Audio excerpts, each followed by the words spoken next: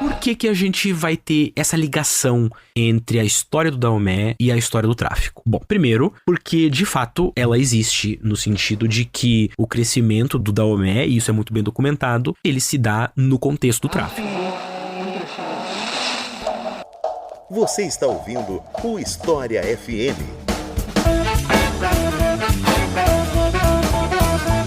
Salve, ouvintes do História FM, bem-vindos a mais um episódio desse podcast produzido pelo Leitura Obriga História. Eu sou Iclis Rodrigues e hoje vamos falar sobre o Reino do Daomé, um tema que até pouco popular aqui no Brasil, mas que, espero eu, tá ganhando ou vai ganhar um pouco de gás com o lançamento desse filme que tá pra sair agora. Já saiu, eu não lembro nem se o filme já saiu quando esse episódio foi ao ar, que é o filme A Mulher Rei, com a Viola Davis. E aí eu pensei, bom, vou aproveitar o filme e vou fazer um episódio sobre esse tema, porque eu acho que as pessoas vão querer saber mais, né? Então, pra falar sobre isso, eu trouxe aqui, mais uma vez conosco, o professor Otávio Luiz, a quem eu passo a palavra pra se apresentar pra vocês. Então, Otávio, seja muito bem-vindo e fique à vontade pra se apresentar. Olá, Iclis, muito obrigado. Queria começar aqui deixando as minhas saudações para quem tá nos ouvindo, pros ouvintes. Agradecer mais um convite, né? Já tive a oportunidade de participar de alguns episódios aqui do História FM. E para quem ainda não teve a chance de ouvir alguns dos outros, ou enfim, tá ouvindo algum episódio com a minha participação pela primeira vez, queria me apresentar rapidamente. Sou o professor Otávio, sou professor de História da África na Universidade Federal do Paraná. Atuo também no programa de pós-graduação dessa mesma instituição e tenho meus interesses de pesquisa, eles costumam estar relacionados com esse ambiente entre África e Ásia, né? Mais especificamente o Oceano Índico, mas a partir daí vou ramificando alguns focos de análise, etc. E tenho cada vez mais me interessado por explorar diferentes espaços e diferentes temporalidades do continente africano, né? Então, aqui no História FM já pude falar da Etiópia, do Mali, são dois espaços bem diferentes, mas em janelas temporais mais ou menos semelhantes, mas já falamos também da partilha da África, então aí indo muito mais para a história contemporânea, e acho isso uma oportunidade legal para que eu possa também ir aprendendo mais coisas e divulgar um pouco de assuntos de história da África que são absolutamente fundamentais, mas que, apesar do contexto histórico brasileiro, que tem uma relação muito importante com a África, ainda não são tão populares, talvez, quanto a gente gostaria, em especial quando a gente está falando de alguns espaços e pontos específicos, né? Então, hoje a gente vai falar um pouco sobre o Reino do Daomé, um assunto também que é bastante interessante, tem vários pontos que a gente vai poder desenvolver bem, espero que seja do agrado de todo mundo. Então é isso, vamos conhecer um pouco mais sobre esse reino depois dos comerciais.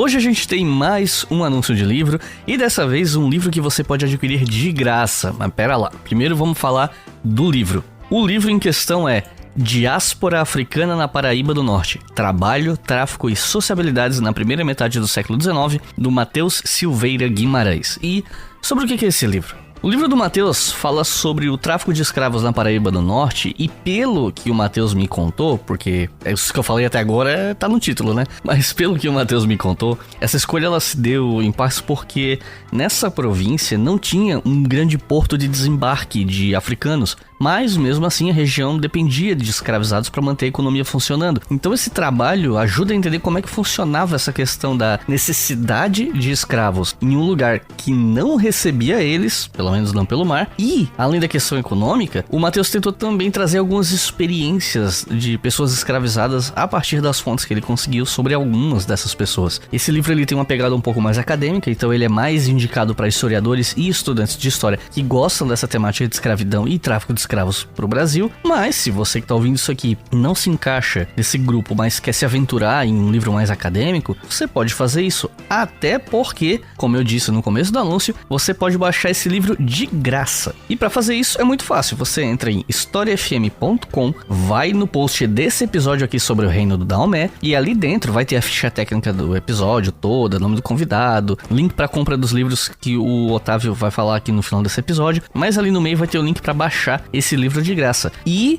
se você é daquelas pessoas que não consegue ler livros digitais, não consegue se adaptar em ler do computador, tablet, celular, enfim, você pode comprar o livro físico diretamente com o autor. Ele tem versões impressas para vender e vocês podem fazer isso diretamente pelo e-mail guimarãesmateus@gmail.com. Mateus com TH, tudo junto. E se você escrever aí o e-mail para entrar em contato com ele e der erro porque o e-mail não foi escrito certo, fica tranquilo, é só entrar no post desse episódio lá no nosso site historiafm.com. Eu vou colocar o Mateus lá, o e-mail dele, né, para vocês entrarem em contato e poderem adquirir a obra se vocês quiserem, um exemplar físico. E se você que está ouvindo isso aqui quer anunciar o seu livro, se você é autor de ciências humanas, não de ficção, não de, sei lá, matemática, biologia, se você escreveu um livro de ciências humanas, se você é da área, você é historiador, cientista social, quer anunciar, entre em contato com a gente pelo e-mail comercial@historiafm.com.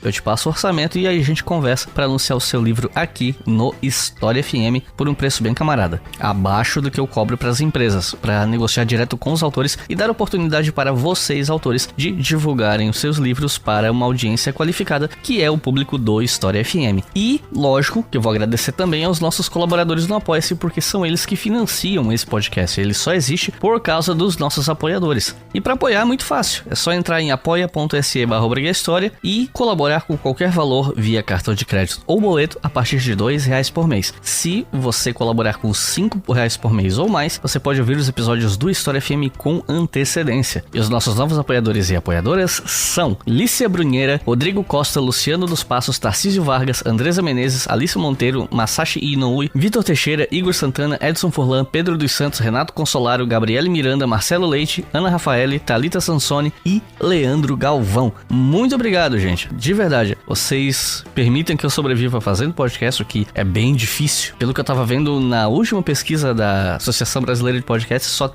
3% dos podcasters conseguem viver desse trabalho. Eu sou muito privilegiado e eu fico muito feliz, não só a nível pessoal, né, porque vocês me permitem isso, mas também porque a gente tá falando de um podcast de história, com um viés mais acadêmico, que entrevista professores, sabe, com episódios longos, com conteúdo mais denso, ou seja, é tudo na contramão do que as pessoas normalmente esperam que vai dar certo na podosfera. Mas o História FM dá certo. E não é só mérito meu, é mérito de vocês também, porque sem vocês eu não conseguiria fazer isso. Então, muito obrigado. Se vocês querem colaborar também, se você que está ouvindo ainda não é apoiador e quer fazer parte disso, é só acessar apoia.se/história e fazer a sua contribuição em qualquer valor a partir de R$2. Mas se você não pode contribuir mensalmente, você pode enviar um pix de qualquer valor para a chave leituraobrigahistoria@gmail.com. Repetindo, leituraobrigahistoria@gmail.com. Agora chega de papo e vamos para o episódio.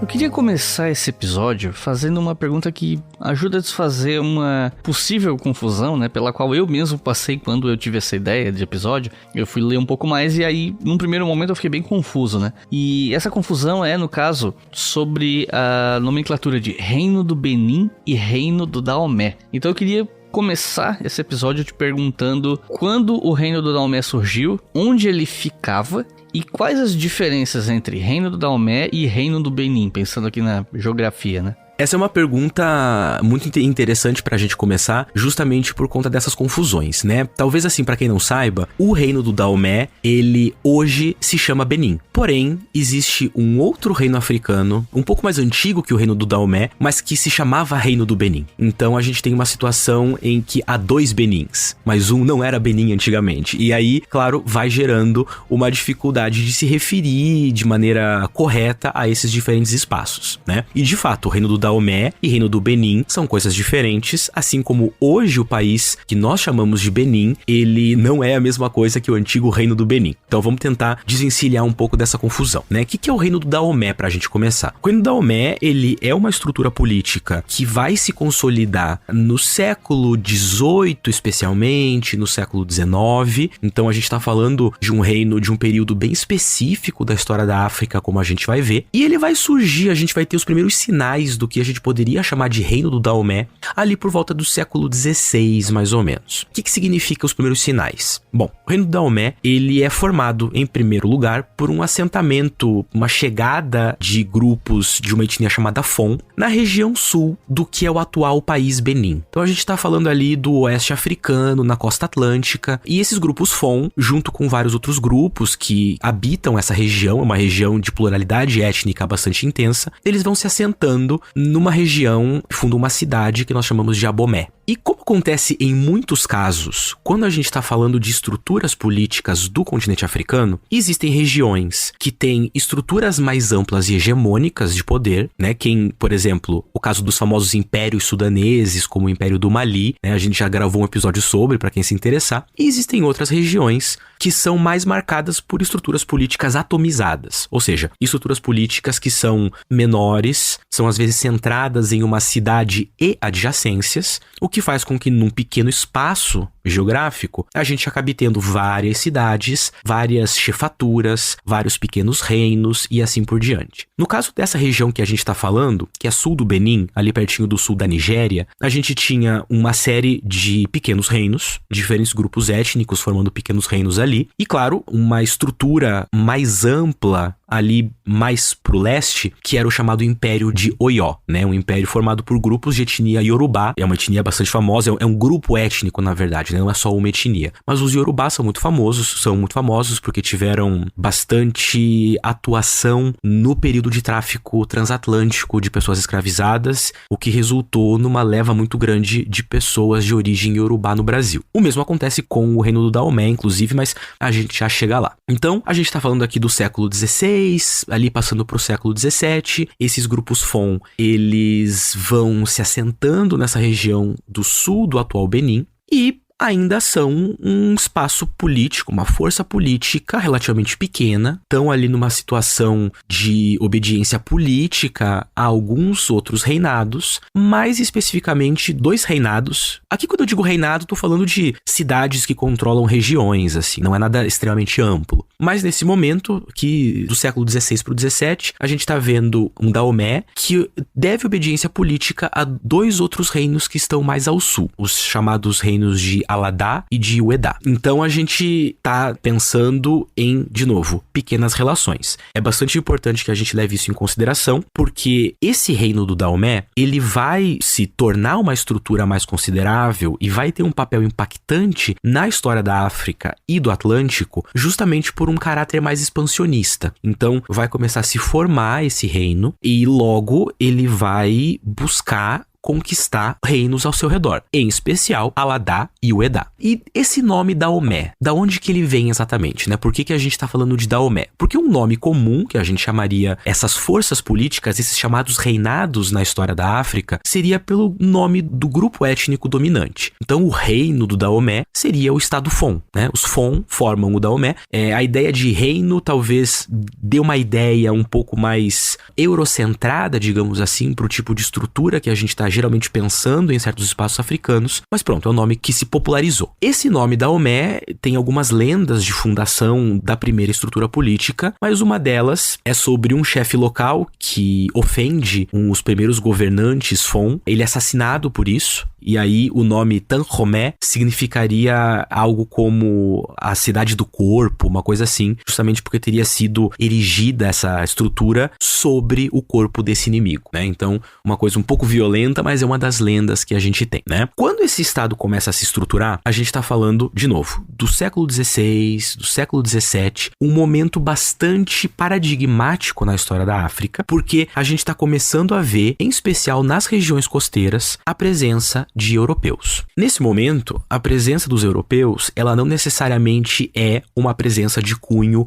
colonizante. Os europeus, eles não estão buscando uma invasão do continente, e a gente inclusive falou um pouco disso no episódio da Partilha da África, mas eles estão construindo feitorias e fortificações nas costas africanas como forma de controlar comércio. Comércio de especiarias, comércio de ouro e comércio de pessoas escravizadas que seriam traficadas pelo Atlântico. Isso vale para os europeus, mas isso também vale para os estados africanos que estão envolvidos nesse comércio com as feitorias europeias. Porque estando envolvido nessas feitorias, estando envolvido nesses comércios, estados africanos vão enriquecendo, vão adquirindo vantagens sobre rivais, por exemplo, armas de fogo, né? Vão aumentando sua força política, sua força militar, e isso vai afetando a condição geopolítica da África. Em especial, como eu falei, das regiões costeiras. E o Daomé, ele é uma dessas forças políticas um pouco típicas da África depois do século XVI. Justamente porque ele cresce, de uma certa maneira ele nasce, ele cresce e ele termina, como a gente vai falar um pouco mais à frente, relacionado com a presença europeia nas costas africanas. Mais especificamente, relacionado com a presença do tráfico de pessoas nas costas africanas. É isso que vai dar o poder político, o poder militar, o poder econômico para o reino do Daomé. E a gente vai desenvolver isso, né, um pouco mais à frente, mas isso então, essa estrutura política que surge no século XVI,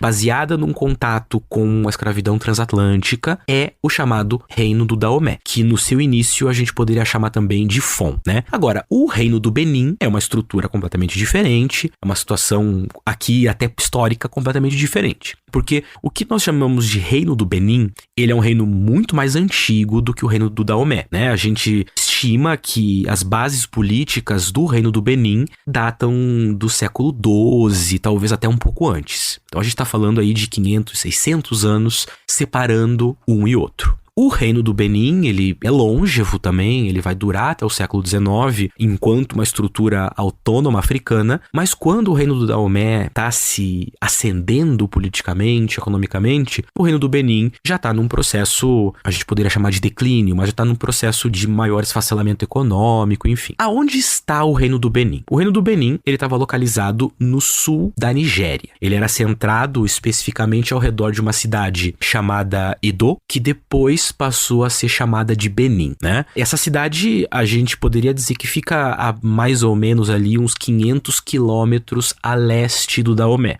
Então, assim, em termos continentais, não é uma grande distância, estão habitando uma mesma zona geográfica, mas é uma separação que torna esses dois reinos também separados em termos históricos. Esse termo Reino do Benin, ele é um termo popular também, mas nos seus primeiros momentos, esse reino, ele era chamado de Ighonomigódo.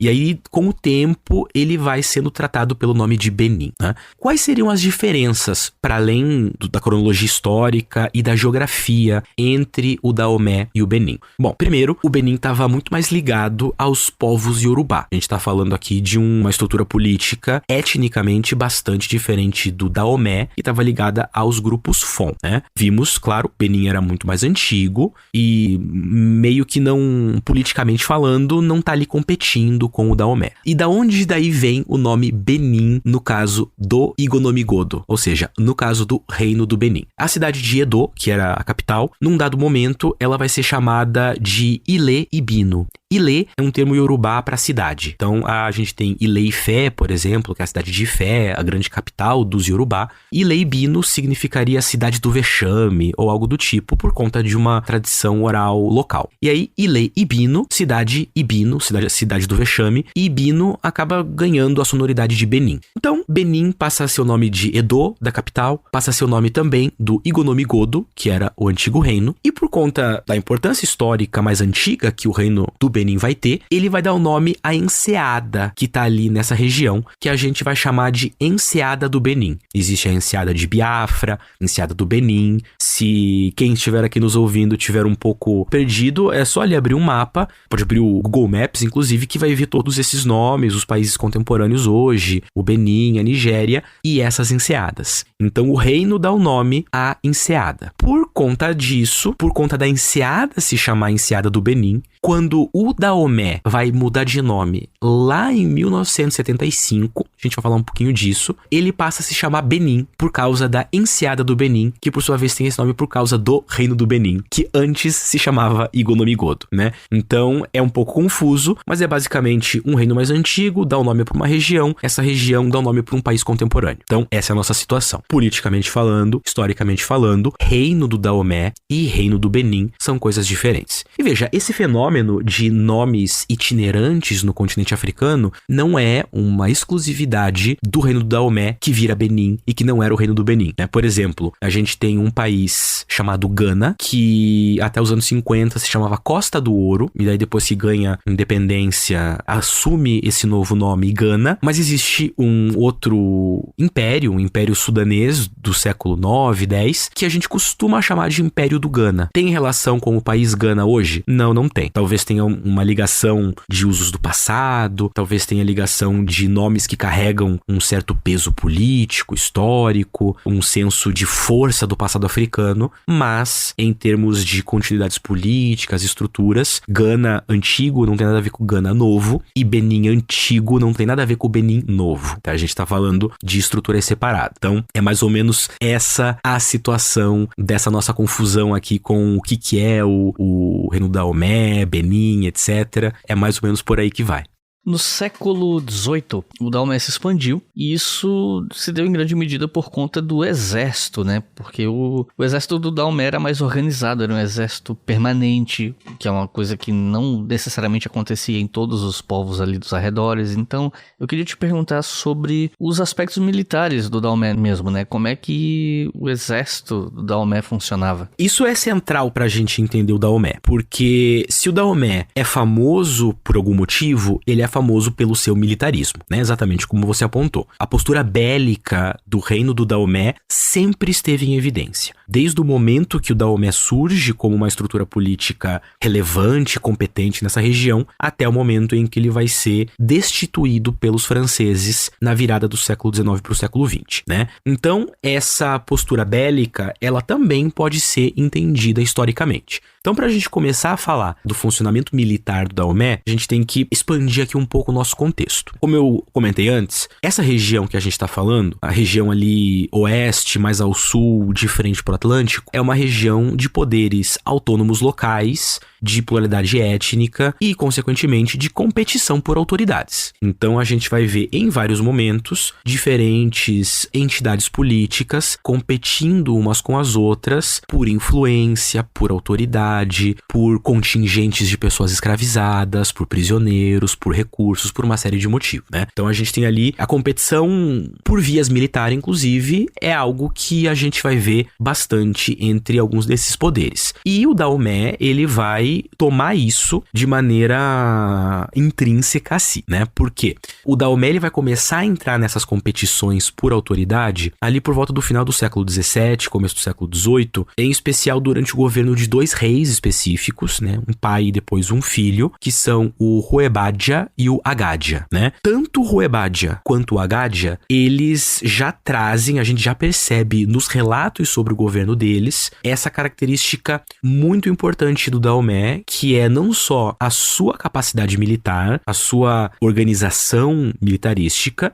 mas o fato de que a base de formação do reino do Daomé era militarística, digamos assim. O que eu quero dizer com isso? Quero dizer que o reino surge por vias militares, ele se sustenta por vias militares, é indissociável. A gente está falando de um reino bélico. E, de novo, para que isso fique mais compreensível, a gente tem que voltar um pouco para esse contexto que eu acabei de mencionar, depois do século XVI na África, em especial nas regiões costeiras. Porque a gente tem a presença dos europeus, dos fortes, como eu havia comentado, consequentemente de um tráfico de pessoas crescentes. Esse tráfico, ele tá ali alterando devagarinho, e às vezes nem tão devagarinho assim, o funcionamento desses vários reinos. E como eu havia comentado, geralmente quem tá perto desses fortes e faz comércio vai ter mais chances de conseguir vantagens políticas contra os seus rivais por meio dos europeus. Então, isso significa que se você tem um contingente de pessoas para serem vendidas nos fortes europeus, você tem acesso a armas de fogo. Se você tem armas de fogo, você tem uma capacidade militar maior contra seus inimigos.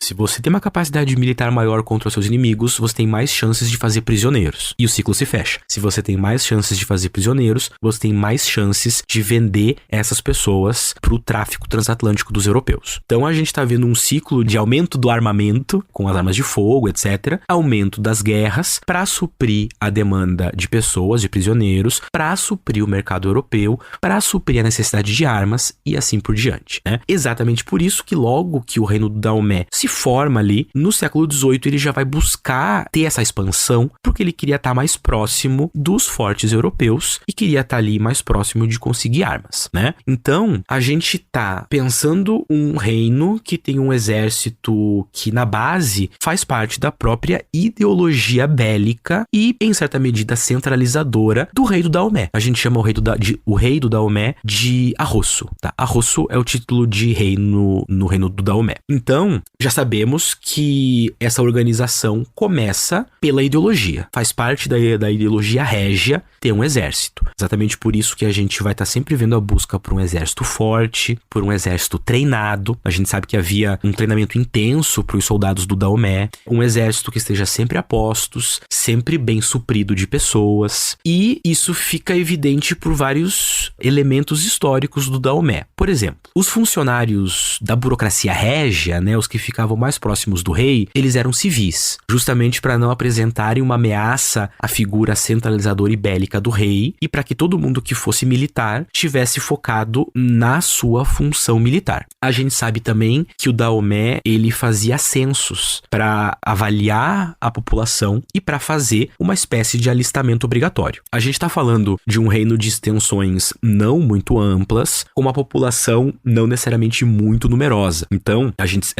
pode ver que nos conflitos posteriores que o Daomé vai ter com os franceses, as forças militares africanas ali do Daomé provavelmente estavam na faixa das 6, 7, 10 mil pessoas, um pouco mais, eventualmente. A gente não tá falando de grandes exércitos, mas de exércitos bem treinados, equipados com armas de fogo, né? Então, por exemplo, se alguém for lá ouvir o episódio que a gente gravou sobre a Guerra Anglo-Zulu, vai ver que mesmo no século XIX, os Zulu faziam questão de usar as suas armas tradicionais no combate. Era uma questão de honra para os guerreiros Zulu. Para os guerreiros do Daomé, o importante era ter armas de fogo, né? Então, se preocupando justamente com essa capacidade mais técnica.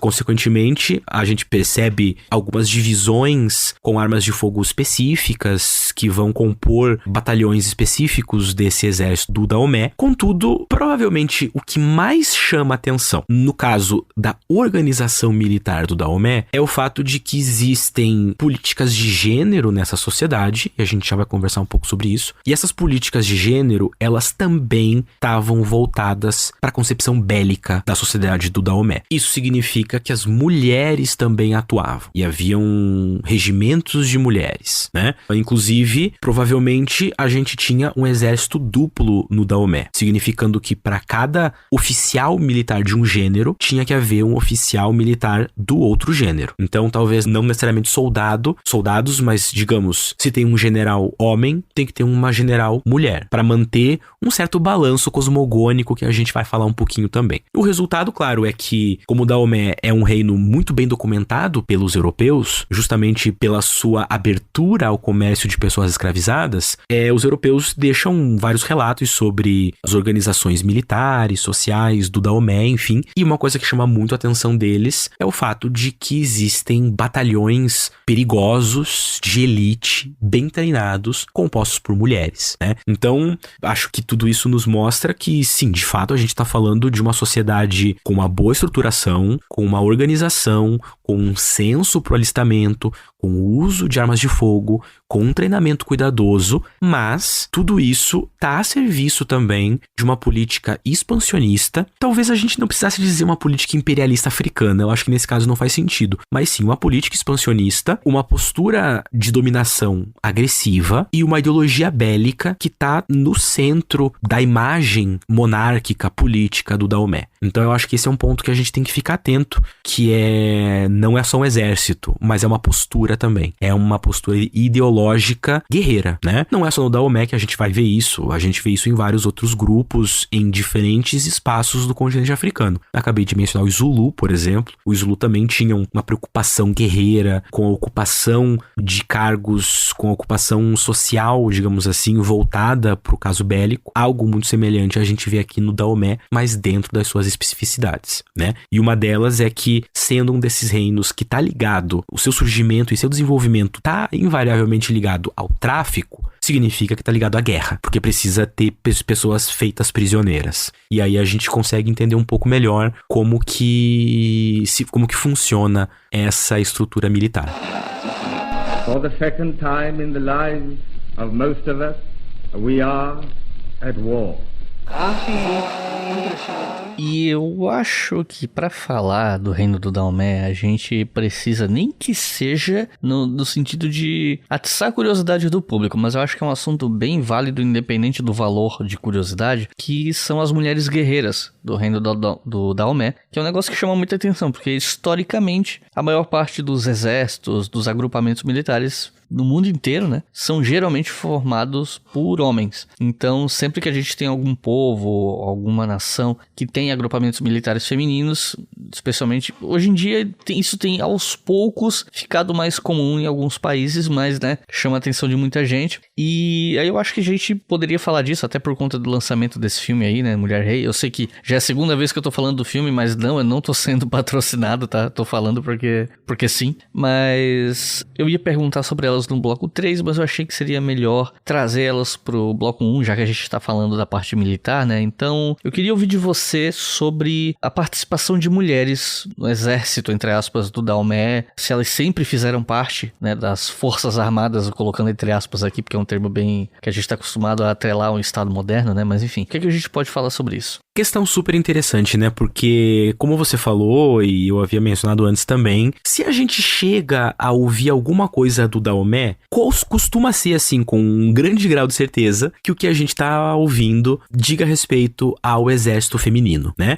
Uma coisa que popularmente as pessoas chamam das Amazonas do Daomé. Referência que os próprios europeus dão para elas por conta das famosas guerreiras amazonas dos tempos mais antigos. E, de fato, a existência desse exército feminino, ela não parece ser, assim, um acaso do destino, né? Elas estão na formação do Daomé provavelmente desde o início, elas têm uma relação direta com o belicismo do Daomé, mas elas também dizem respeito a questões, a visões espirituais, religiosas, cosmogônicas do Daomé. E a gente já vai chegar lá. Mas bom, o que são as Amazonas do Daomé? Como é que a gente sabe sobre isso? Da onde que surge, etc. Existem várias histórias orais, né? Existem muitas tradições variadas e diferentes sobre como esse exército feminino começou. Eu tô dizendo que surge provavelmente desde os primórdios do Daomé enquanto uma estrutura política, mas também surge de algum lugar. É um exército criado, ele não era algo plenamente natural, digamos assim, se é que a gente pode falar nesse sentido, mas ele é criado também. Como ele é criado, justamente entram diferentes relatos orais para falar disso tudo. Um deles, por exemplo, é de que num dado momento o Daomé vai entrar em conflitos com Oió, mencionei mais cedo, o Império de Oió era o Império dos Yorubá, e nesses conflitos com Oió, o Daomé sai perdendo, perde muitos dos seus homens, perde soldados, e o rei decide pôr algumas mulheres nas fileiras do fundo, na hora de ir pro combate, e os rivais acham que o exército é imenso, porque tem muitas mulheres participando. Essa é uma interpretação que alguns relatos orais colocam. Existem também algumas interpretações dizendo que os tributos que Daomé tinha que pagar para os seus estados suzeranos, entre aspas, como por exemplo o próprio Oió, etc., tornava esse reino carente de homens, porque homens eram o tributo exigido por Oió ou por outros reinos no início da formação do reino do Daomé. E também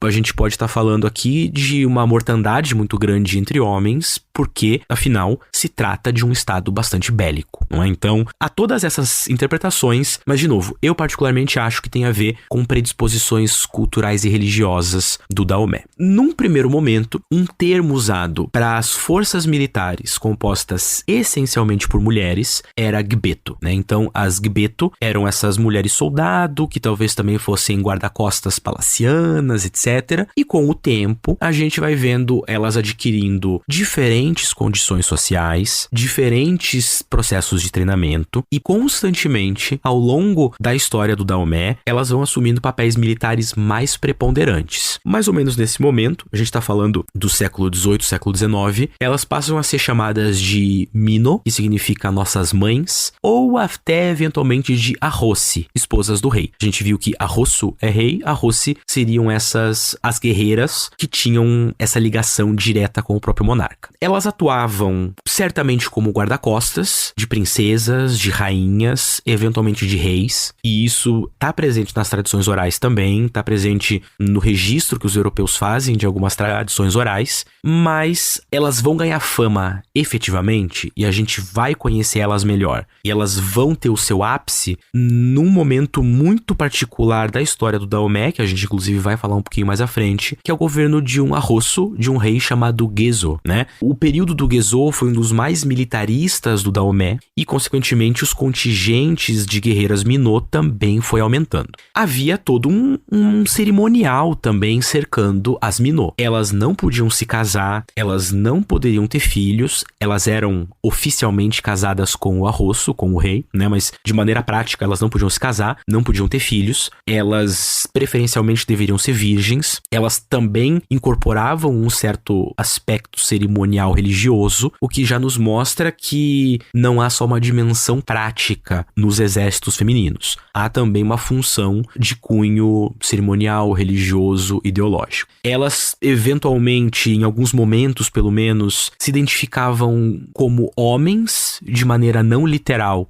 mas tinham orgulho de falar que estavam assumindo a posição social de homens e atuando como homens. Enquanto elas fossem guerreiras, elas eram homens. Isso não significava nenhum tipo de alteração nas suas roupas ou na sua postura social, mas era apenas pelo fato de que elas estavam ocupando esse papel marcial, assim. Elas tinham divisões militares efetivas, como se fosse um exército à parte, então haviam Minôs que cuidavam das espingardas, Minôs que cuidavam das lanças, Minôs caçadoras, Minôs batedoras, oficiais Minôs que controlavam esses contingentes. Era um exército, efetivamente, com divisões internas, com funções. Essas mulheres usavam uniformes, então, se quem está nos ouvindo for lá no Google e digitar no Google Imagens, por exemplo, Amazonas do Daomé ou coisa assim, tem desenhos e tem fotos do final do século XIX dessas mulheres posando para essas imagens. E ali dá para ver um pouco das armas, das roupas, de uma postura bastante orgulhosa e altiva que essas mulheres tinham. Porque o fato é que ser uma Minô era uma alta posição social. Não era uma situação necessariamente de obrigatoriedade, eventualmente poderia ser, mas era uma posição de prestígio, né? Ela tinha o prestígio militar, numa sociedade militarista, ela tinha o prestígio político, numa sociedade com estruturas de gênero bastante peculiares, e ela tinha uma posição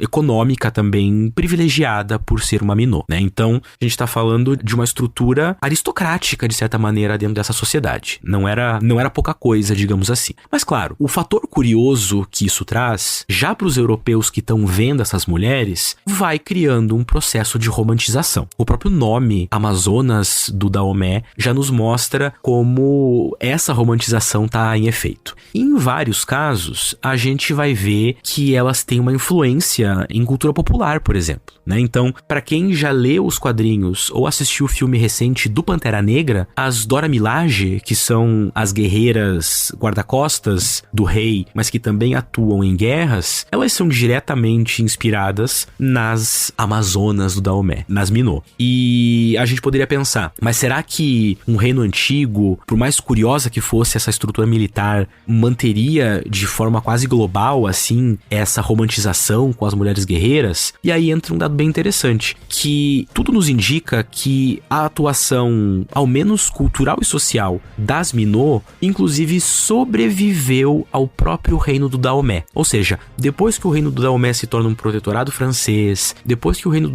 Daomé se torna uma parte colonial do Império Francês na África, a gente ainda tinha Minôs ocupando os seus papéis sociais dentro da sociedade do Daomé. Então, por exemplo, existem entrevistas com uma mulher chamada Naui que afirma ser a última Minô. Ela é a última sobrevivente dos contingentes militares do Daomé e ela morreu em 1979, alguns meses antes de começar a década de 80. Nesse período a gente está falando já inclusive de um processo de descolonização da África. Nesse momento o Daomé já virou Benin e a gente ainda tem ali uma representante com mais de 100 anos, segundo ela, das mulheres guerreiras, né? Então é um aspecto muito chamativo, de fato, da estrutura do Daomé, por conta do fator curiosidade a olhos ocidentais, por conta desse fator peculiaridade, mesmo em outros estados etnicamente próximos dos Fon, isso não era necessariamente uma realidade, mas chama atenção também porque tá aqui mais um exemplo do militarismo enquanto ideologia do Daomé, né? Mas nesse caso também tem uma certa ligação com religião, mas isso a gente vai conversar daqui a pouco.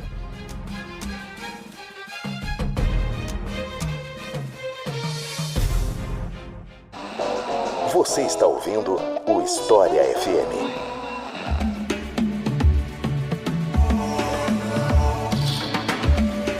Aproveitando que a gente falou das mulheres no exército no bloco 1, eu queria perguntar sobre como eram as questões de gênero no Daomé para além do exército, né? Eles tinham rainhas, por exemplo?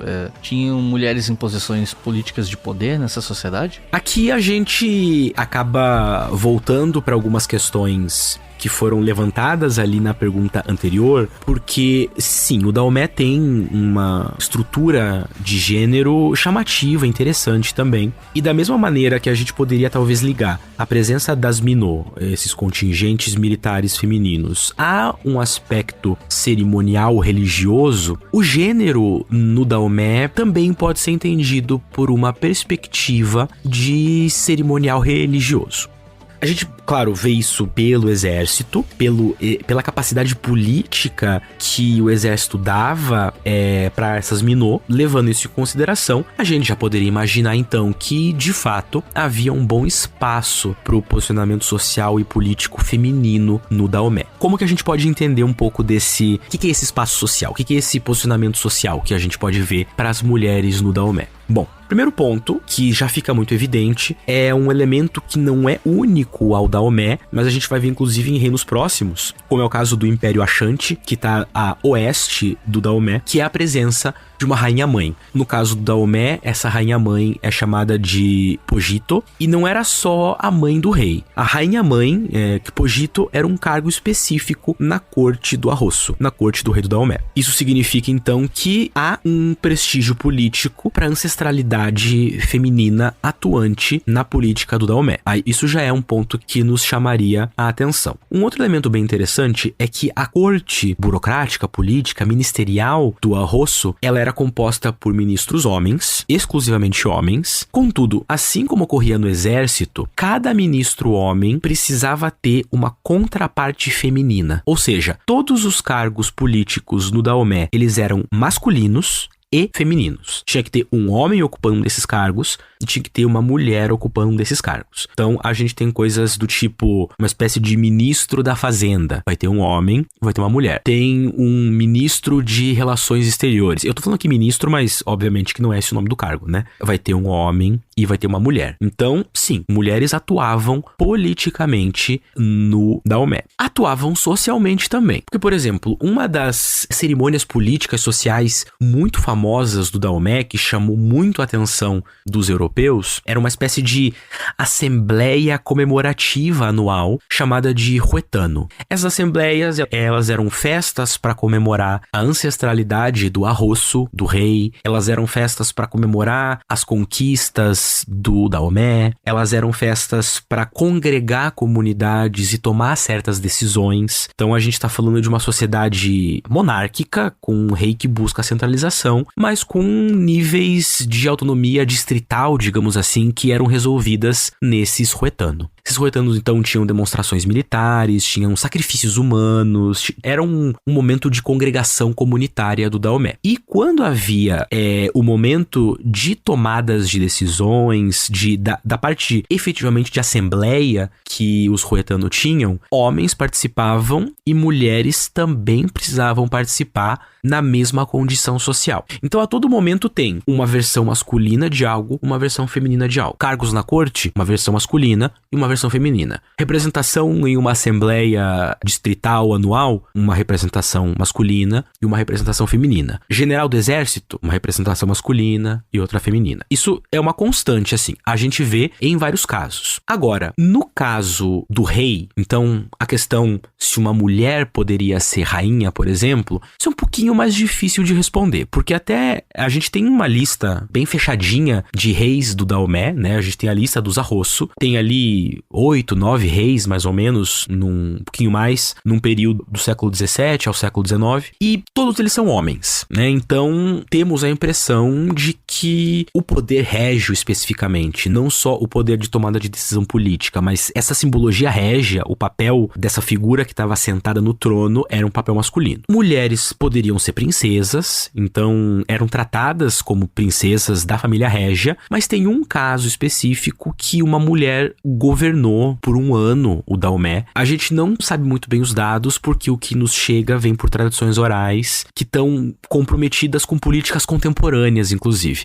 E a gente vai ver um pouquinho disso mais à frente. Mas é possível que uma mulher tenha assumido durante um ano, talvez a regência, talvez o próprio trono do Daomé, né? Então, talvez houvesse um pouquinho de flexibilidade para isso. A gente vê isso acontecendo, por exemplo, em outros reinos africanos. É o caso do reino de Ndongo e Matamba, que a gente tem ali na região do Kyoji Angola, que vai surgir uma rainha muito famosa chamada Nzinga Mbandi, ou Ginga de Angola, que também mulheres não atuavam ali, mas ela acaba atuando, né? Talvez seja algo semelhante que a gente vê aqui no Daomé. Mas então o que é possível perceber é o seguinte: havia regras estritas de gênero. Então vejam, a gente está falando de uma sociedade que ela não é necessariamente vista como progressiva ou liberal. A gente está falando de uma sociedade que tem regras estritas de gênero. A questão é que essa sociedade com regras estritas de gênero não necessariamente nos leva a uma sociedade patriarcal. Então a gente está falando de uma sociedade bélica, marcada por papéis de gênero bem delimitados, mas que é menos patriarcal do que a gente imaginaria num primeiro momento. Isso faz sentido com relação às práticas religiosas do Daomé, que são práticas sempre muito binárias em termos de entidades femininas e masculinas, e o resultado que nós temos então é essa situação bastante peculiar, né? Que são políticas de gênero que na verdade permitem a participação feminina, de novo, não necessariamente num sentido progressista, digamos assim, né? Porque mesmo que a gente tenha essa participação, a gente percebe que o pensamento organizacional dessa estrutura política do Daomé está partindo de homens, né? É uma organização masculina, mas que permite esse papel social, político, administrativo, econômico e militar das mulheres também. Aí algumas interpretações historiográficas, baseadas inclusive em opiniões que os europeus tinham sobre o Daomé no século XVIII, no século XIX, vão geralmente defender que a existência desses cargos duplos era por conta de uma constante desconfiança do Arrosso, do rei, que tinha medo de ter seu poder usurpado, que tinha uma gana centralizadora, era um absolutista. Essa é uma das teorias que de vez em quando aparecem, e por isso ele tinha medo dos seus ministros. Então ele punha um homem e uma mulher para que um vigiasse o outro e para que houvesse uma disputa para ver quem seria o confidente mais próximo do Arrosso, do rei. Então era como se fosse uma estrutura bipartida para manter a separação de poderes de forma que ninguém ficasse poderoso o suficiente para contestar a autoridade do Arrosso. Estudos mais recentes, eles têm colocado isso um pouco em xeque. A ideia de uma monarquia muito absolutista no Daomé tem cedido espaço para uma ideia de participação sociopolítica mais complexa. E claro, achar que essas políticas de gênero têm a ver simplesmente com as ambições políticas do rei também exclui o peso ideológico, o peso cultural, o peso religioso que essas políticas de gênero vão ter aqui no reino do Daomé. More than 4,000 years ago, the Chinese Empire was already in existence. And more important, so was a Chinese civilization, a civilization of art and learning and peace. E como é que funcionava a economia do Daomé? Eu tô perguntando isso porque quando eu fui atrás de material para esse episódio, eu li que o reino tinha relações comerciais fortes com os europeus e que a escravidão no Daomé era uma instituição sólida. E tu até comentou um pouco sobre isso já. E aí eu queria saber, eles eram grandes fornecedores de escravizados para os europeus? E a escravidão local, né, no Daomé, ela era diferente em relação à escravidão atlântica? Como é que eram essas diferenças? Esse é o grande ponto central da história do Daomé. Primeiro, todos os debates sobre economia do Daomé, e a gente vai ver que eles existem, eles são bem relevantes, vai se ligar com outros debates que, num efeito cascata, vai chegar naquele do tráfico de pessoas escravizadas. Então, isso nos faz ver que falar de política, de guerra, de economia, etc., no Daomé, numa certa medida, vai significar também entrar num debate, numa explicação sobre o tráfico de pessoas escravizadas no Atlântico. Por que a gente vai ter essa ligação entre a história do Daomé e a história do tráfico? Bom, primeiro, porque de fato ela existe no sentido de que o crescimento do Daomé, e isso é muito bem documentado, ele se dá no contexto do tráfico, né? Então, crescimento político-militar, como a gente já viu. Por outro lado, o Reino do Daomé, ele é um dos espaços políticos, sociais, culturais africanos mais bem documentados por europeus desde o século XVII. Os europeus estavam em constante contato com os Fon do Daomé, estavam em constante contato comercial com esses sujeitos. Havia muitas visitas, embaixadas, etc. Então, há bastante coisa escrita. Só que essas coisas estão sendo escritas, os europeus estão olhando para o Daomé, e o Daomé, por sua vez, está crescendo num momento muito crítico do tráfico transatlântico, ali, em especial no século XVIII, que é quando a gente está vendo surgir debates mais morais sobre escravização de pessoas, na Europa, em outros lugares. A gente começa a ver o surgimento de correntes abolicionistas, por uma questão moral. A gente começa a ver defesas anti-abolicionistas, também eventualmente até por questões morais. Então, tudo que vai sendo escrito, tudo que os europeus escrevem sobre o Daomé, acaba no campo da moralidade das correntes abolicionistas e não abolicionistas e anti-abolicionistas. O que eu quero dizer por moralidade aqui? São europeus olhando para o reino do Daomé, condenando, dizendo que eles alimentam essa prática terrível e cruel e anti-humana, desumana, né, que é a escravização, e outros dizendo que o Daomé é muito fundamental para as economias coloniais, né? Então, a gente vai ter constantemente essas duas interpretações para o Daomé que estão sempre voltando para o tráfico. Se estão voltando para o tráfico, estão voltando para um aspecto econômico desse reino. E isso vai tornar o Daomé um estado paradigmático para se pensar, por exemplo, a economia africana. Então a gente tem autores muito famosos, como Karl Polanyi, por exemplo, que vai usar o Daomé como estudo de caso para pensar um certo estágio econômico relativamente complexo, baseado no comércio de pessoas, né? Claro, aqui a gente está pensando que o Daomé, quando a gente está falando de tráfico, não é que o Daomé envie necessariamente pessoas para fora do seu reino. Ele vende pessoas para os europeus, e os europeus fazem o tráfico em si. Então, a compra e venda de pessoas acaba se tornando um tipo de força produtiva dessa sociedade que gera um aspecto econômico específico que o Polanyi, por exemplo, vê como muito paradigmático de algumas sociedades africanas, em especial essas sociedades costeiras, né? Então, nós temos visões europeias que nos dão a documentação sobre o Daomé, a gente tem essas visões centradas na questão do tráfico, a gente tem as análises historiográficas sobre o Daomé centradas na questão do tráfico. Então a gente está vendo que, de fato, a economia, ela está toda centrada na escravização de pessoas e na venda dessas pessoas para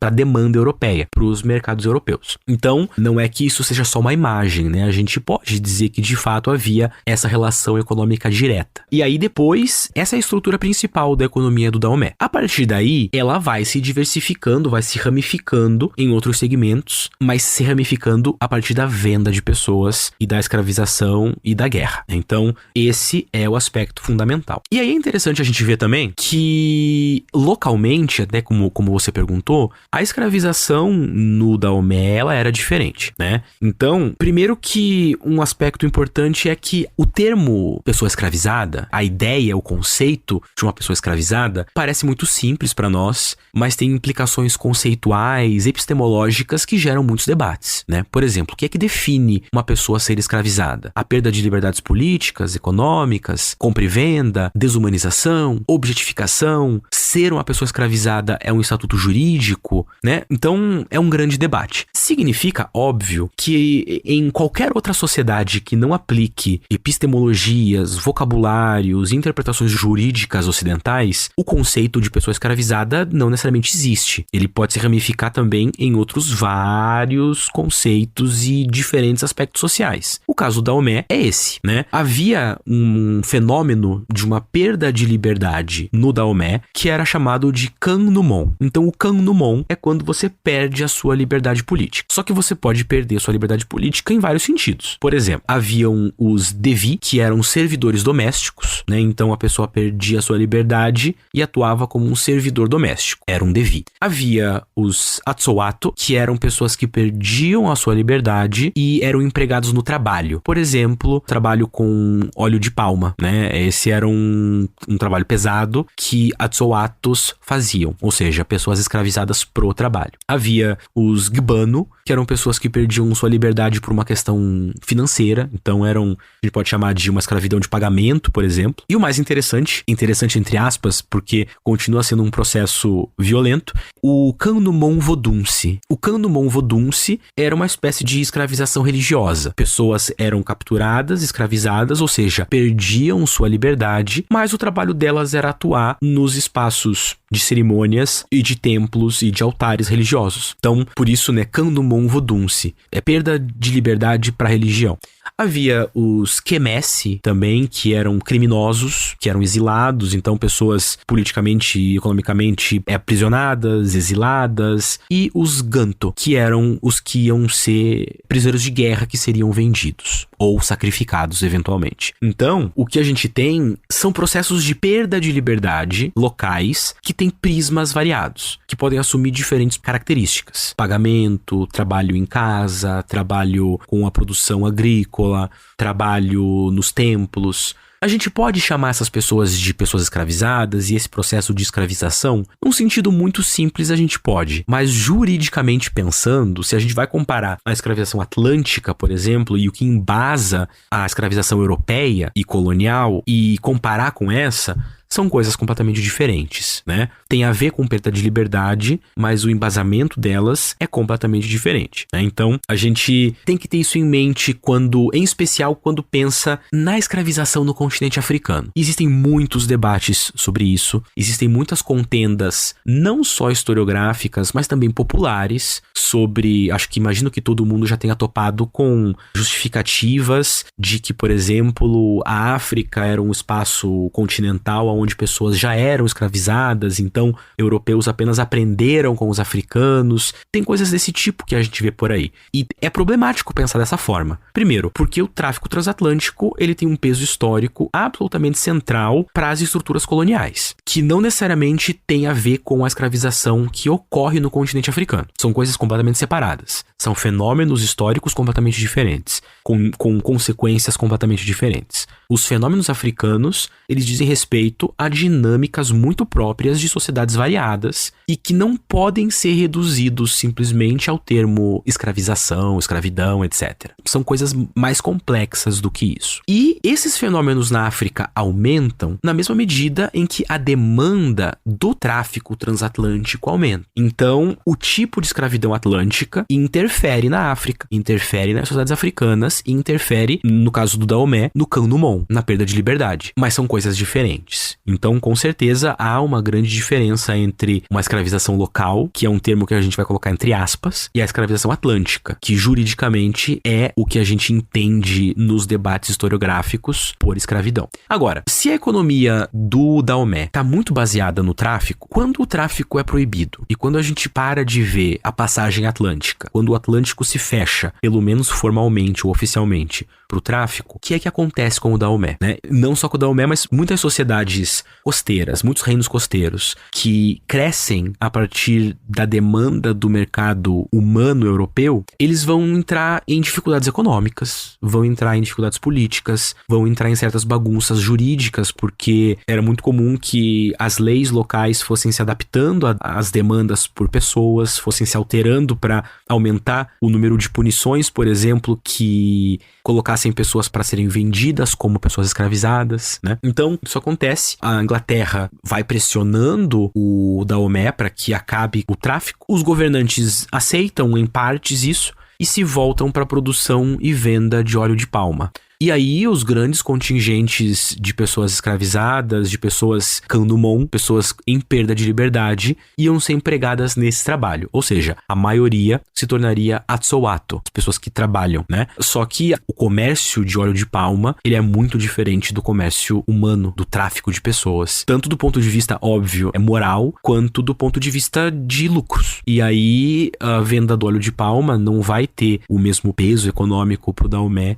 do que a relação que se estabeleceu com o tráfico de pessoas, né? Então, falar de economia do Daomé, pelo menos, né, nesse momento aqui um pouco mais recuado, é falar da relação de um estado expansionista bélico com os europeus e, consequentemente, com o tráfico de pessoas pelo Atlântico. E o que a gente pode falar sobre o Daomé em termos religiosos? Como é que era a religião lá, incluindo aí a questão de sacrifícios humanos, que é outro tipo de coisa que toda sociedade que tem acaba chamando a atenção por causa disso, né? Enfim. A gente tem um relativo bom conhecimento da história religiosa do Daomé, porque existe um impacto dessas práticas religiosas na diáspora. Nas comunidades afrodiaspóricas, por exemplo, nas regiões do Caribe, a gente vai ver a sobrevivência da religião, né, dos aspectos religiosos do Daomé. Que religião é essa? Que aspectos religiosos são esses, né? Agora há pouco eu comentei que uma das formas de perda de liberdade se chamava Kandomon Vodunse, né? Kandomon Vodunse, perda de liberdade pro Vodun, né? Vodunse é de Vodun. E o Vodun é uma religião que vai ganhar no Caribe o nome de Voodoo, por exemplo. Então, quando a gente vê os estereótipos que são sempre relacionados ao Voodoo, a gente tá vendo estereótipos que de alguma maneira estão relacionados também ao Daomé, que era um estado bastante baseado no Vodun. Mas vamos por partes, começando do começo. O que é Vodun? O Vodun é uma religião mais ou menos compartilhada com outros grupos da África Ocidental, né? A gente pode ver isso, por exemplo, porque a divindade criadora, a divindade máxima do Vodun é uma mulher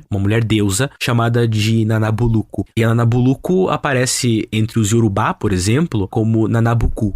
E os Yorubá, só para caso, né, para quem não sabe, pra gente se localizar, os Yorubá têm uma prática religiosa que envolve o culto aos orixás, né? Então, no Brasil, por exemplo, a gente tem uma aproximação com a religião Yorubá por conta do desenvolvimento de práticas religiosas afro-brasileiras que também envolvem cultos ao orixás, né? E o Voodoo tá mais ou menos nesse contexto religioso, né? Não é uma religião Yorubá, mas está no contexto geocultural, digamos assim. Dentro dessa crença Voodoo, essa divindade Nanabuluku, ela tem 2 filhos, né? Um filho e uma filha. O Lissa, que é o homem, e a Mau, que é a mulher. Juntos, esses irmãos, né? A Lissa e Mau, eles vão se juntar em casamento, em união espiritual. Eventualmente, eles aparecem como uma entidade sem gênero definido, chamado de Maulissa. E nessa união, eles são responsáveis na teologia Voodoo por criarem o mundo e ordenarem o mundo.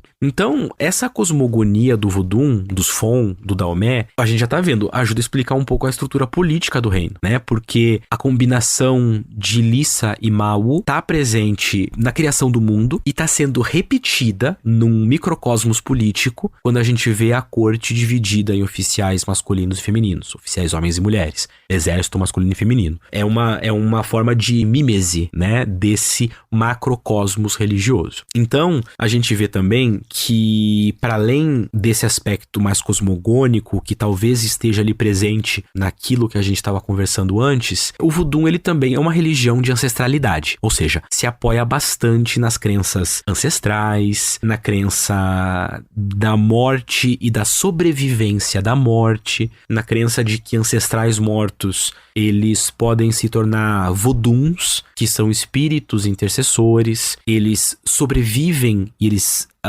continuam vivendo no mesmo espaço que os vivos, mas ocupando um plano espiritual separado por uma espécie de véu, assim, um véu metafórico, né? Um rio d'água, assim, metafórico, mas que eles estão ali vivos, vivendo, atuando, intercedendo no plano material. Essa ancestralidade sobrevivente é bastante comum em diversas religiões de sociedades africanas mais tradicionais, e elas às vezes operam em sentidos semelhantes.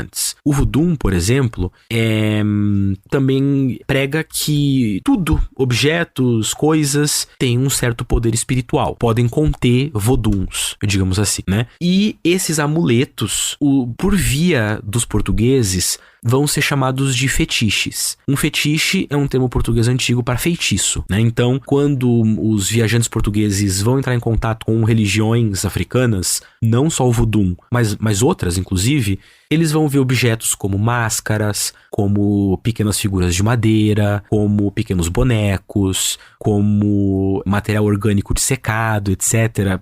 Vários processos, vários objetos diferentes em diferentes lugares, e vão chamar essas coisas de fetiches. São a forma de feitiçaria de sociedades africanas para esses viajantes portugueses que estão entrando em contato com várias práticas culturais pela primeira vez, né? E a gente meio que pode ver um pouco disso nas visões contemporâneas sobre o voodoo, né? Então, eu tenho certeza que todo mundo já teve contato com o estereótipo de que o voodoo é uma prática que envolve fazer um bonequinho de alguém, fazer um ritual para que esse bonequinho represente essa pessoa, e aí você vai furando esse bonequinho para ir machucando a pessoa, enfim. É sempre de um ponto de vista negativo, né? É uma herança cultural de uma visão eurocêntrica sobre a África ao longo de séculos que vai deixar pra gente essa sensação constante de que práticas religiosas africanas são negativas ou são maléficas. Isso não é verdade por causa do voodoo. O voodoo é uma crença em espiritualidades, né? Ela pode, em determinados espaços ou momentos, assumir diferentes facetas. Um desses casos, claro, é no próprio Daomé, em que a gente tem,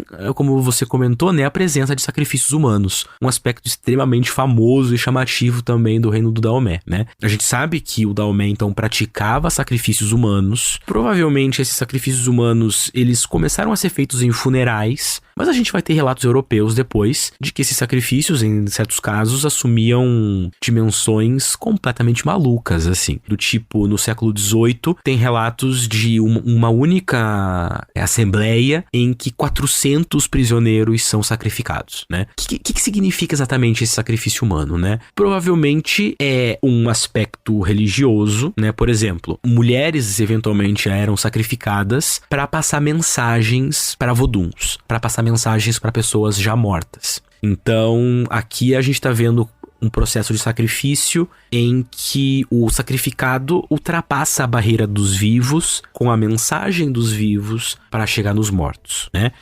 Talvez o sacrifício em massa representasse também o envio de pessoas escravizadas por essa barreira entre os vivos e os mortos, mas talvez fosse também uma demonstração de poder bélico. Você tem prisioneiros e você sacrifica esses 400 prisioneiros. É uma honra para os prisioneiros do ponto de vista de quem está sacrificando, claro, né? Não do sacrificado necessariamente. E também é um exemplo, é uma demonstração de pujança, de poder. Você pode matar 400 pessoas que poderiam ser empregadas no exército, que poderiam atuar em outros contextos, mas estão ali mostrando quão poderoso o rei é, estão ali apaziguando entidades espirituais, estão sendo usados para ultrapassarem a barreira dos vivos e dos mortos. Exatamente por isso que a gente sabe que os rituais de sacrifício eles aconteciam em situações propícias. Por exemplo, funeral de um rei, vai ter o sacrifício. Aquelas comemorações amplas, as assembleias anuais, vai ter sacrifício. A gente vê isso acontecer nesses momentos. O que eu acho que chama a atenção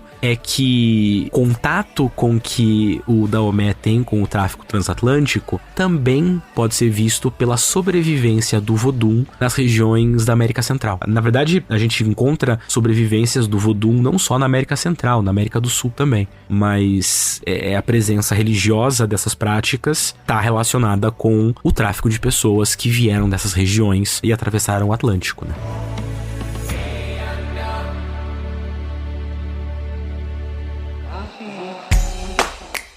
Se você quiser colaborar com o História FM, você pode fazer isso via Pix, usando a chave leituraobrigahistoria@gmail.com. E assim você colabora para manter esse projeto educacional gratuito no ar.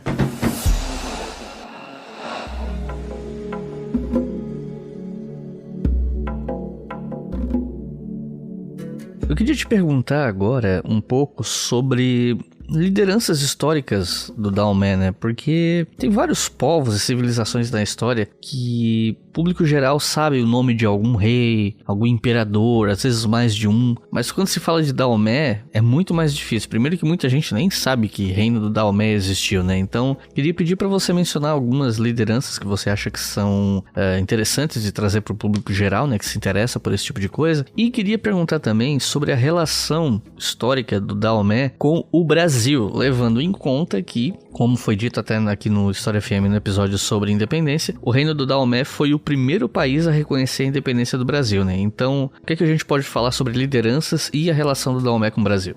Né, como a gente viu um pouco antes, os primeiros governantes de um reino do Daomé mais estruturado, assim, eles são muito importantes. Então, a gente pode começar com o Egbadia e um dos seus filhos, o Agadia, né? Que são os primeiros nomes, assim, mais relevantes que a gente conhece do Daomé, né? Em especial o Agadia, que governa entre 1718 e 1740, e ele é bastante essencial para a história do Daomé por um motivo bem específico. Ele é o cara que conquista Aladá e Uidá, que são aqueles reinos que até então tinham preponderância sobre o Daomé, estavam ao sul do Daomé e eram os reinos que tinham contato com os europeus, que estavam mais ao sul, né? Então, o Agadia, ele conquista o reino de Aladá em 1724, ele conquista o reino de Uidá em 1727, e a partir desse momento tá aberto de verdade aquele espaço de aproximação com os europeus. Então, o Agadia, ele é bastante responsável por isso. Por outro lado, outra dado relevante sobre o Agadia é que ele vai, depois de conquistar Aladá e Uidá, enfim, nesse contexto, ele vai tentar também atacar o grande império de Oió. Mas nesse caso ele não vai ter a mesma vitória, o mesmo sucesso que ele teve contra esses outros reinos, e ele vai fazer com que o Daomé se torne um tributário de Oió, né? Algo que vai se manter até o período de um cara que a gente já mencionou, né? E que certamente é o Arrosso, o rei mais famoso do Daomé, que é o nosso amigo o Gezô, né? Inclusive, a gente mencionou um pouco antes o filme que vai sair, ou já saiu, dependendo de quando esse episódio está sendo ouvido, A Mulher Rei, se passa no período do Gezô. Ele é o personagem, o rei,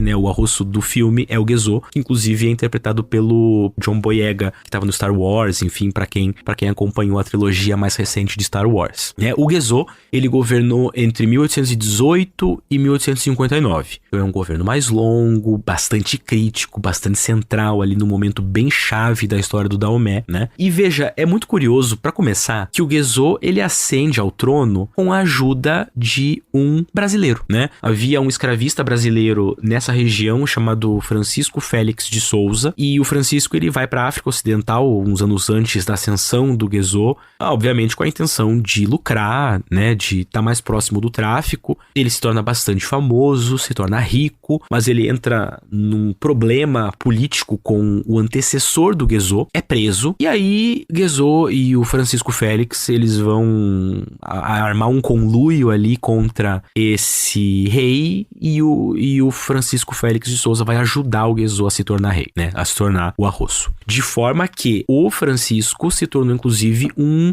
Chácha. Um Chácha é uma espécie de vice-rei, de regente parte da corte do Daomé. Então, no período do Gezo, o vice-rei era um brasileiro, né, que estava ali tentando se aventurar por ganhos financeiros. E é Gezo quem, como eu falei, né, que vai vencer Oió lá em 1823. Então, finalmente encerra o período de quase 100 anos que Daomé foi tributária de Oió. E aí ele vai com mais ou com menos sucesso, seguindo com outras campanhas de expansão. O Gezo era absolutamente expansionista. É nesse período que, como a gente viu também, que as Minôs se tornam uma força de guerra efetiva. Então as Amazonas do Daomé estão invariavelmente ligadas também ao Gezo. Até provavelmente por isso que o filme se passa nesse contexto, né? Em que a gente sabe que é o momento em que essas mulheres guerreiras estão no auge do seu treinamento, das suas capacidades, da sua função militar. E justamente também no período do Gezo, ali por volta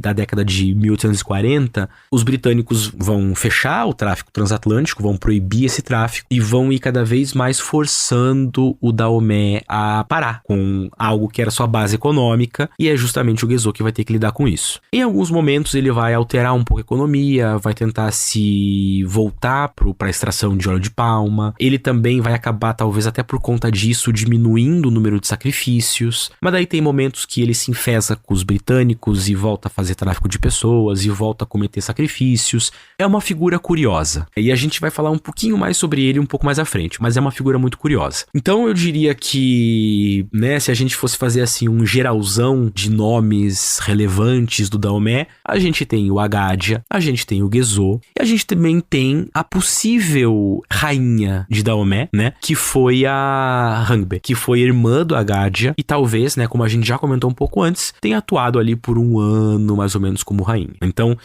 o Daomé não teve tempo suficiente para ter assim uma grande lista de governantes, então eu diria que esses são os principais pra gente ter em mente quando se interessa pelo Daomé, né? E de fato, né, as relações com o Brasil eram bastante chamativas. Você comentou que o Daomé estava ali presente na hora de reconhecer a independência do Brasil. O Daomé estava ali recebendo um brasileiro na sua corte para atuar como Chacha, como vice-rei. Então, claro, havia ali uma relação. Obviamente, se a gente for contextualizar essa relação, ela tem a ver com o comércio de pessoas escravizadas, né?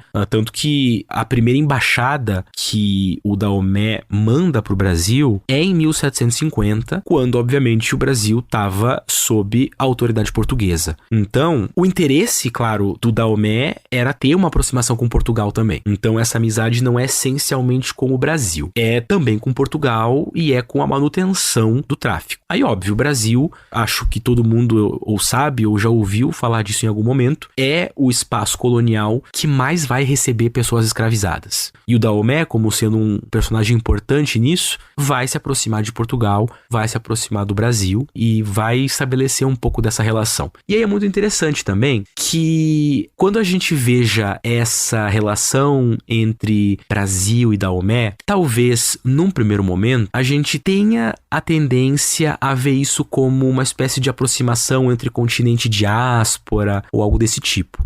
Mas eu acho que tá muito mais num contexto, de fato, de tráfico de pessoas mesmo. E isso tem a ver com a imagem que o Daomé vai ter fora da África e no continente africano, né? Uma coisa que a gente tem que pensar e que a gente, daqui a pouquinho, vai ter a oportunidade de conversar também, né? Então, essa relação com o Brasil tá no contexto efetivo do Daomé, que é esse de estar inserido no mundo do tráfico transatlântico. Eu acho que esse é um ponto a gente sempre deixar ali em evidência. O reino do Daomé, ele teria deixado de existir nesse formato de reino independente, né, no começo do século XX, no conflito com os franceses. A gente já tem um episódio aqui sobre Partilha da África, o episódio 103, que foi gravado com o Otávio, que está aqui conosco, né? Então, quem quiser aprender melhor esse contexto do colonialismo, fica aqui a recomendação e tal. Mas, perguntando diretamente para ti, Otávio, você pode falar pra gente como é que esse reino acabou e o que veio depois? O fim dele, como eu estava apontando, está relacionado também com o fim do tráfico, né? O fim do tráfico, ele vai trazer problemas econômicos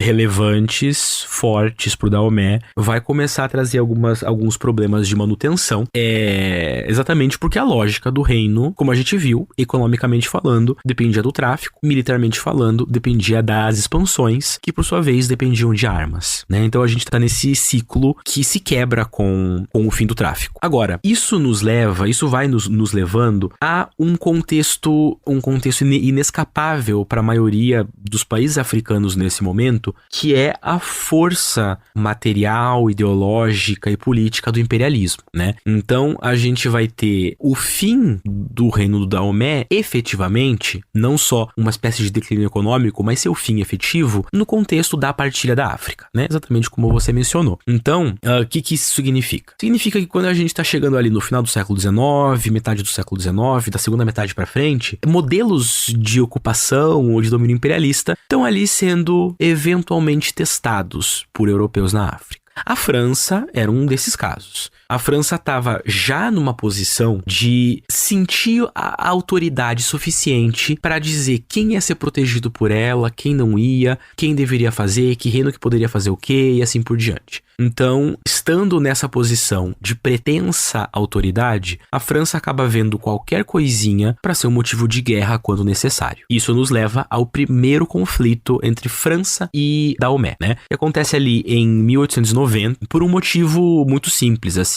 Tanto a França queria o controle da cidade de Porto Novo, uma cidade do Benin hoje, né? O Daomé não quis reconhecer, a França vai lá, começa o conflito, ele vai durar alguns poucos meses, né? Tem só 2 batalhas, inclusive, e o Daomé é derrotado com alguma facilidade pelos franceses, né? Por conta disso, eles vão reconhecer que Porto Novo agora é um protetorado francês, uma cidade que tá ali no contexto do reino do Daomé. Muito pouco tempo depois, ali 2 anos depois, vai ter um segundo conflito com a França, esse mais decisivo. Ele começa em 1892, justamente quando, tendo reconhecido o protetorado de Porto Novo, o Arrosso, o rei do Daomé, ele vai começar a fazer algumas razias, algumas invasões ali na região de Porto Novo. Os franceses vão verificar, vão ser atacados, e isso, obviamente, mais um motivo para guerra, né? Aí começa uma guerra um pouquinho mais longa, vai durar 2 anos também, até 1894, com alguns outros conflitos, né? Mais do que 2 conflitos, mas ainda assim uma guerra um pouco simples, justamente porque os contingentes eram pequenos, o número de pessoas mortas nesses conflitos não era nada quando comparado a casos como a Batalha de Adwa, que a gente falou lá no episódio da Etiópia, inclusive, né? Também uma batalha que está se passando basicamente ao mesmo tempo que a guerra da França com o Daomé, né? A diferença é que os italianos na Etiópia são derrotados, há contingentes muito maiores, e aqui são conflitos um pouco mais localizados, um pouco menores, né? Só que de qualquer maneira, nesse segundo conflito, os franceses vão marchar sobre Abomey. Abomey era a capital do Daomé. Vão marchar sobre Abomey e vão fazer aquele movimento muito clássico de içar a bandeira francesa no Palácio Real. Quando eles içam essa bandeira, pronto. Esse momento, Daomé se torna um protetorado francês. E o rei, o Arrosso, ele não vai mais ter poder efetivo. Ele vai ser uma figura cerimonial, uma figura agregadora, mas quem manda, para todos os efeitos nesse momento, passa a ser a França, né? Que está estabelecendo o seu mando imperialista colonial no Daomé a partir desse momento. Então, é o fim efetivo. Mas o Arrosso continua existindo, a região continua se chamando protetorado do reino do Daomé, etc. O fim de verdade, aí assim, até em termos institucionais, vai vir alguns anos depois, basicamente 10 anos depois, em 1904, que é justamente quando os franceses vão reagrupar as colônias de toda a região ocidental, né, e vão formar a África Ocidental Francesa, algo que a gente comentou rapidamente também no episódio da Partilha da África. E aí, os próximos 54 anos do antigo Daomé vão significar 54 anos em que o Daomé faz parte da política colonial francesa. É um dos espaços que, inclusive, vai ter, até que depois dos processos de independência, vai tentar manter alguma boa relação com a França, mas esses aspectos históricos que a gente viu do Daomé, nesse momento eles já vão deixar de existir, porque, acima de tudo, o domínio imperialista é um domínio de apagamento social. É um domínio em que a metrópole imperial, ela vai, eu sempre uso o termo, terraplanar as suas colônias. Então, as estruturas políticas, sociais, culturais, de gênero, que estavam nos espaços pré-coloniais, em muitos casos vão ser dizimados e apagados. E isso faz com que a sociedade se transforme de uma forma muito rápida. O Daomé vai manter algumas coisinhas, mas é o fim do reino no formato que a gente conhece. Brothers! What we do in life echoes in eternity. E em 1958, Daomé francês virou uma colônia com um governo próprio chamada República do Daomé, que ganhou a independência em 1960. Aí, em 1975, ela foi renomeada para República Popular do Benin e, em 1991, ela virou apenas República do Benin. Como é que foi esse século XX para a região? Esses anos aí, essas mudanças de nome e tal. E existe alguma memória ou mesmo permanências políticas ou culturais da época do Daomé ainda hoje? Para a gente fechar esse debate mais contemporâneo do Daomé, essa é uma questão interessante porque, bom, primeiro, o Daomé francês, ele foi seguindo a mesma lógica das colônias francesas na região. Enfrentou problemas semelhantes às colônias francesas da região e depois o Benin vai enfrentar os problemas que também vão ser recorrentes à pós-colônia, né? Aos países pós-coloniais depois da descolonização. O que isso significa? Significa uma instabilidade política, geralmente no formato de golpes militares ou de transformações estruturais entre o militarismo ou governos de esquerda ou governos populares, etc, né? Isso a gente vê em vários locais. Como eu acabei de comentar, existem razões para isso. Uma delas é o fato de que o imperialismo, ele opera numa destruição social, cultural e histórica. Então, a gente pode não necessariamente encontrar genocídios amplos, como é o caso da Alemanha na Namíbia ou em outras regiões da África, no caso francês. A gente encontra a França cometendo atrocidades na Argélia, por exemplo, mas no caso da África Ocidental Francesa, um ponto muito inicial que a gente vê de violência não é nem necessariamente a morte física, mas é a transformação social dos espaços. Esses espaços perdem a sua conexão orgânica com o passado, e isso acaba gerando problemas políticos posteriores. Isso que eu tô falando não é uma interpretação necessariamente consensual entre muitos historiadores, em especial com quem lida com a África contemporânea, fora da história inclusive, mas é uma das maneiras como eu vejo o impacto histórico do imperialismo na forma de pensar as sociedades no tempo. E o Daomé, ou a República do Benin, né, vai passar por isso como outros países vizinhos também vão. Agora, o que eu acho interessante é a gente focar nas permanências, né? Exatamente porque eu falei que o imperialismo ele vem e ele vai cortando, ele vai tentando cortar os fios de permanência entre o presente e o passado, né? Ele vai apagando a história da África. Agora, o caso do Daomé / Benin, ele é interessante nesse caso porque existem permanências diretas e que inclusive foram mantidas pelos franceses, né? O Daomé, ele teve, por exemplo, a sobrevivência da monarquia, talvez para evitar problemas, para não ter que ficar lidando com levantes sociais, etc. Os franceses deixam se manter o cargo de arroço. E veja, o cargo de arroço existe até hoje, a ponto de que desde os anos 2000 e pouco, inclusive, existem várias brigas de sucessão para ver quem vai ser o novo rei do Daomé, né? Claro, Daomé especificamente não existe mais, mas o cargo existe, a estrutura existe, por mais cerimonial que seja, tem um papel bastante importante. Inclusive, tem alguns políticos da segunda metade do século XX, como é o caso, por exemplo, do Aromadegbe Tomenta, que são da linha real do Daomé, né? Então é um político que, na verdade, também tem a sua ligação com os Arrosso, com a linhagem dos Arrosso, que, como a gente viu, remete lá ao Agadia, etc, né? Então são aí 300 anos, mais ou menos, de uma tentativa de continuidade dinástica. E, inclusive, no Daomé, no Benin, Daomé / Benin, né? A gente encontra, inclusive, descendentes do Francisco Félix de Souza na política. Francisco foi muito famoso por ter tido, segundo ele, mais de 80 filhos. Ele tinha haréns de mulheres e ele foi deixando filhos e filhos e filhos e filhos. E alguns desses descendentes atuam na política do Benin. O sobrenome de Souza acaba estando bastante presente ali, né? E essas figuras históricas todas estão ali presentes em estátuas, em nomes de rua, nos cerimoniais. Então esse é um dos casos em que é bastante perceptível a continuidade da cerimônia do Daomé. E aí isso nos faz pensar um pouco do legado do Daomé. Porque tô falando isso sem ter assistido o filme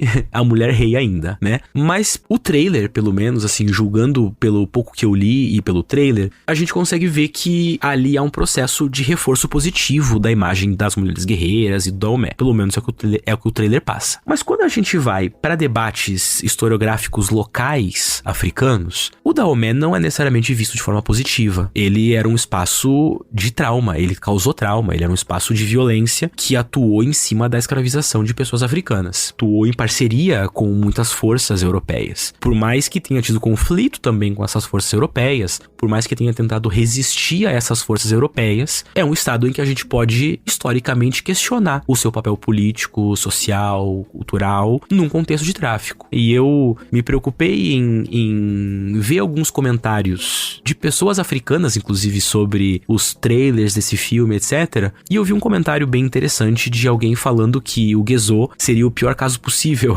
para se colocar como uma espécie de herói do filme, se é que o rei vai ter esse papel de herói. De novo, tô falando isso sem saber, né? Posso morder minha língua daqui a algumas semanas. Mas o Gezo tava completamente envolvido no sacrifício humano e no tráfico de pessoas. E algo que eu acho que é sempre importante de ser lembrado é que nos espaços continentais, na memória historiográfica de muitos países do continente africano, tem havido um movimento de condenação do passado que partilhou do contexto de tráfico, de prestar contas com o próprio passado. O que, enquanto historiador, eu acho que é um processo muito fundamental que o próprio Brasil, por exemplo, deveria pensar em fazer o quanto antes, de maneira oficial, digamos assim. Mas isso tem acontecido. E é interessante que o Dahomey, talvez por conta das Minot, né, das Amazonas, acabe ganhando um nível de romantização que nos faz esquecer um pouquinho da parte que envolve ele com o tráfico. Foi um dos grandes estados africanos a se beneficiar da venda de prisioneiros e de pessoas locais, né? Então, eu acho que no Benin, por exemplo, ou em outros espaços que estão produzindo historiografia africana, o Dahomey não necessariamente é esse espaço de romantização. Ele tem uma história que deve ser vista de forma crítica. E eu acho que eu falei tanto de tráfico de pessoas e da relação do Dahomey com o tráfico de pessoas, que eu espero que a gente pense nisso também. E tô ansioso pra ver o filme. Quero muito ver como que a narrativa fílmica vai ser recebida tanto no continente africano, quanto,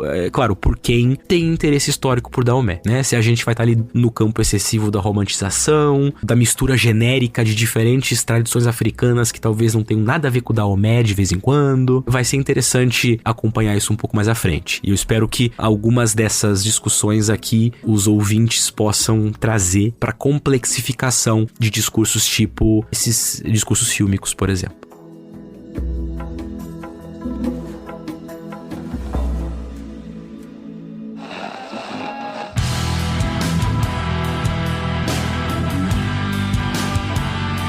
Recomendações de leitura para quem ouviu até o final, se interessou, se empolgou com o assunto e quer estudar mais sobre isso. Se você tivesse que recomendar livros, quais seriam? Olha, eu começaria por um dos clássicos do Alberto da Costa e Silva, que é A Manilha e o Libambo. Já em outro episódio eu recomendei A Enxada e a Lança, um outro livro também clássico do Alberto da Costa e Silva, mas A Manilha e o Libambo fala essencialmente sobre a escravização na África, no Atlântico, e eu acho que é um assunto que envolve diretamente o Dahomey. Então, essa é uma leitura, e o Alberto da Costa e Silva tem uma narrativa bastante arrojada, muito clássica, é uma leitura que talvez tenha interesse, né? Há alguns volumes do História Geral da África que está disponível gratuitamente no site do MEC, pode ser baixado em PDF, em especial os volumes 5, 6 e 7, eu acho que são interessantes para a gente ver algumas discussões sobre o Dahomey, mas eu recomendaria especialmente o capítulo do Adjiwadjo,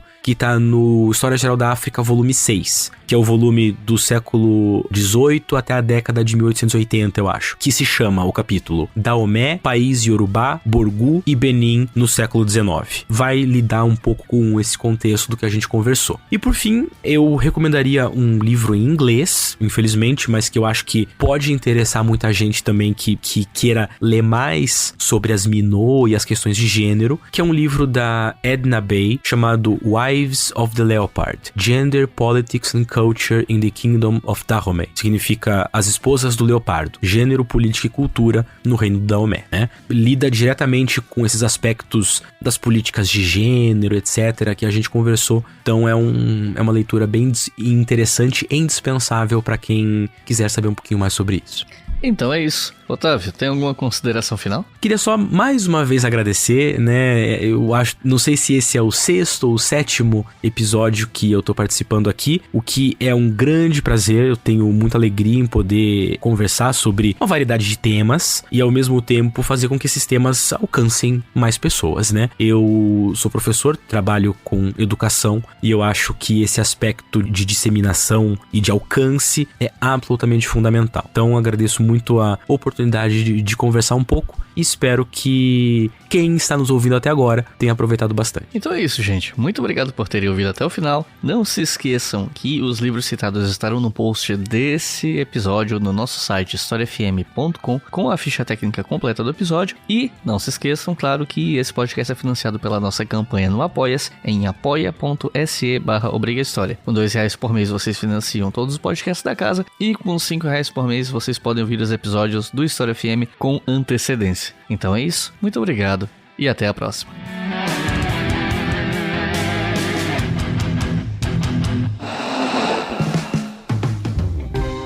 Este podcast foi financiado por nossos colaboradores no Apoia-se.